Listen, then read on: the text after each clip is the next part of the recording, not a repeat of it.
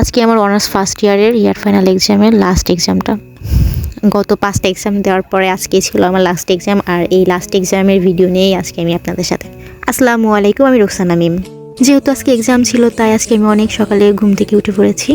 উঠেই ফ্রেশ হয়ে আমি আগে আমার এক্সামের যাবতীয় সব কিছু রেডি করে নিই অ্যান্ড দেন নিজে রেডি হয়ে যাই।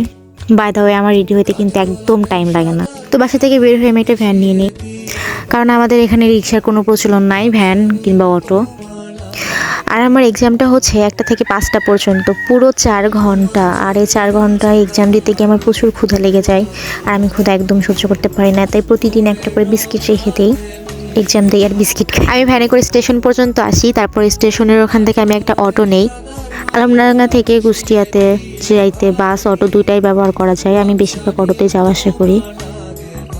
এতে কুষ্টিয়ার মধ্যে ঢুকে পড়েছি। এই জায়গাটার নাম হচ্ছে চৌরাহাস মোড়। এখান থেকে আমার ক্যাম্পাস যাইতে বেশি সময় লাগে না, মাত্র 10 টাকা ভাড়া লাগে। ক্যাম্পাস বলতে আর কি আমি যেখানে আর কি আমার এক্সাম সেন্টার সেখানে যাইতে। কুষ্টিয়াতে আসলে আমার এত ভালো লাগে, কারণ এই জায়গাটা আমার এত পছন্দের, আর এত এত স্মৃতি আছে এই শহরে। পৌঁছায় দেখি মেন গেট এখনও খোলে নাই, তাই আমি টঙের দোকানে বসে চা খাচ্ছিলাম। চা খাওয়া শেষ করতেই দেখি মেন গেট খুলে দিয়েছে। তারপরে সকলে তো ভিতরে যাচ্ছিল আর আমিও যাচ্ছিলাম।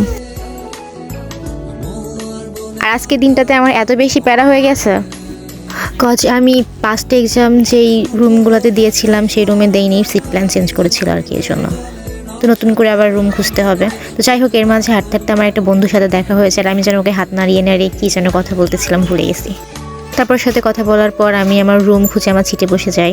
আর আমার সিটটা এত পেছনে ছিল, কি বলবো। যাই হোক, পেছনে বসে বসে আমি সবার ভিডিও করছিলাম, হা হা হা। তারপর সকলের মতো গল্প টল্প করেছিল, এর মধ্যে আর কি আমাদের ম্যাম চলে আসে। এই তো আমি এক্সাম শেষ করে বের হয়ে পড়েছি একটা রিক্সা নিয়ে।